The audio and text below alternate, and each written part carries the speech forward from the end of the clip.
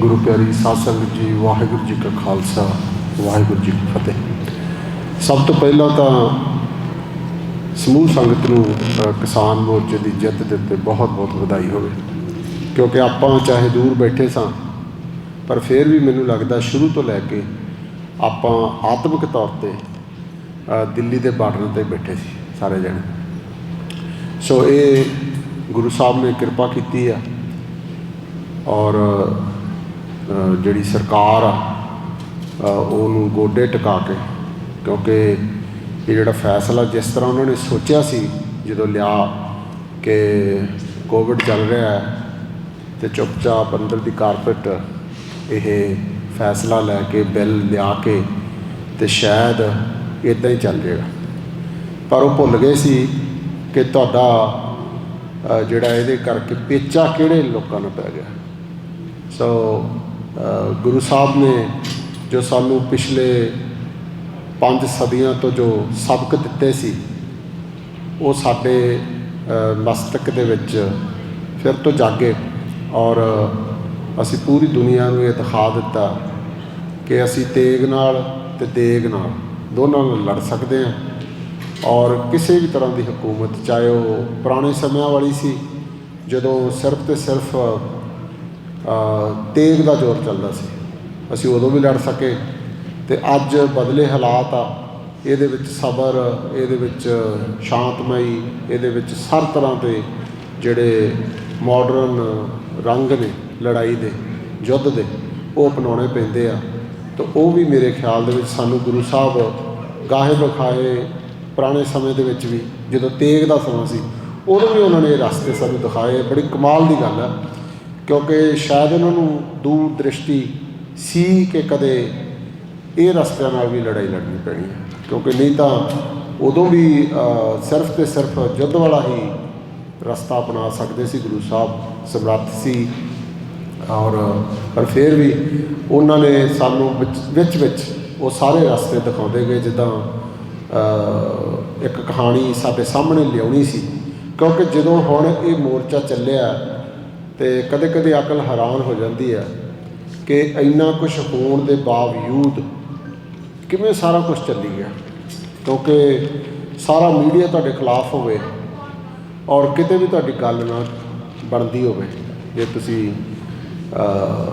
पर उहदे बावजूद जिहड़े रस्ते सानू गुरु साहब ने दिखाए सीगे वो भी किते किते मैनूं लगदा हुंदा भी जिवें ना याद आउंदा सीगा विचों भी शायद चमकौर की गढ़ी आ तो गुरु साहब उत्ते बैठे आ और थल्ले फौज जिहड़ी है ना वो दिल्ली वाले बार्डर पर बैठी है, क्योंकि वो सबर और वो दूर दृष्टि जिहड़ी सी वो शायद मनुख की अकल तो दूर की सी। शायद वो बहुत अगम्मी जोत कोई जग रही सी। सो इस करके बहुत बहुत वधाई होवे और गुरु साहब का सानू वो रस्ते दिखाने लिए बहुत बहुत धन्यवाद। मैं समझदा जिहड़े बहुत रस्ते हो रहे, एक कदे कदे मन उदास होंदा सी 1984 तो बाद जो साडे नाल होया, तो कदे कदे ऐं लगदा सी कि पंजाब की मिट्टी चों जिहड़ा संघर्ष वाली मस आ भी शायद वो किधरे सुक गई है। इस तरह कदे कदे अपने मन नूं लगदा सी, उदास हो जाइदा सी कि शायद ये पूरी खेड जिहड़ी आ साडे हत्थों निकल चुकी है। पर इस संघर्ष ने और मेरे ख्याल गुरु साहब ने विध बनाई है, नहीं तो 1 साल दे विच कोई चीज़ आवे तो फिर अलोप हो जाए, ये नहीं हो सकता।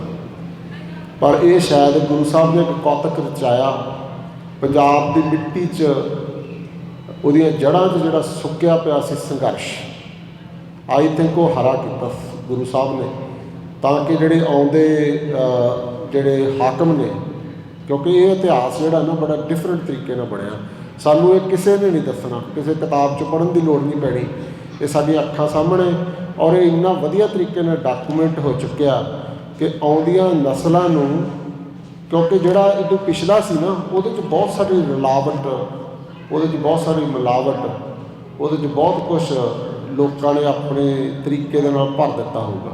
पर आह वाला ਇਤਿਹਾਸ ਡਾਕੂਮੈਂਟ ਹੋ ਚੁੱਕਿਆ ਔਰ ਇਹ ਪ੍ਰਤੱਖ ਸਾਡੇ ਸਾਹਮਣੇ ਔਰ ਸਦੀਆਂ ਤੱਕ ਇਹ ਜਿਉਂਦਾ ਰਹੂਗਾ।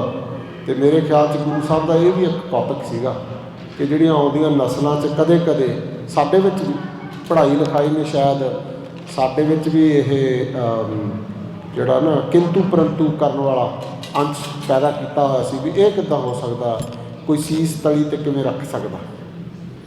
ਪਰ ਹੁਣ ਰੱਖੇ ਅਸੀਂ ਦੇਖ ਲਏ, ਕਿਉਂਕਿ ਅਸੀਂ ਸਾਹਮਣੇ ਖੜ੍ਹੇ ਦੇਖੇ ਜਦੋਂ ਯੋਧੇ ਅਤੇ ਪਾਣੀ ਦੀਆਂ ਵਿਛਾੜਾਂ ਤੁਹਾਡੀ ਹਿੱਕ ਦੇ ਉੱਤੇ ਵੱਜ ਰਹੀਆਂ ਹੋਣ ਅਤੇ ਫਿਰ ਤੁਹਾਨੂੰ ਸੱਚ ਆਉਂਦਾ ਸੀ ਨਾ ਕਿ ਸੀਸ ਤਲੀ ਦੇ ਧਾਰ ਹੀ ਲਏ ਹੋਣਗੇ ਬਈ ਇੱਦਾਂ ਹੋਇਆ ਹੋਊਗਾ।